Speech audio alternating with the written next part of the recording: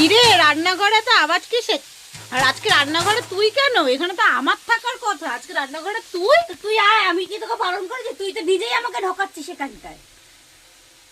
আমাকে খাওয়া, রান্না করে খাওয়া। কেন আমাকে খাইয়েছিলিস জন্মদিনে, মনে আছে? গাইজরা মনে হয় ভুলে গেছে, ব্লগটা আবার দেখতে বল। আচ্ছা এখন তো তুই কত শোনাচ্ছিস, আমি তোকে খাইয়েছি, তুই আমাকে কেন খাওয়াবি? কেন আজকে কি আছে? আজকে ওনার জন্মগ্রহণ করেছিলেন, আজকের দিনে উনি কেঁদেছিল হি হি করে।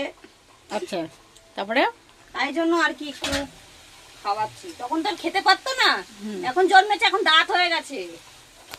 ও গাইস, আমার কত ভাগ্যটা ভালো, তাই ভাবছি যে আজকে আমার বার্থডে তো, আমার বার্থডেতে আমার বোন আমাকে আজকে রেঁধে বেড়ে খাওয়াচ্ছে।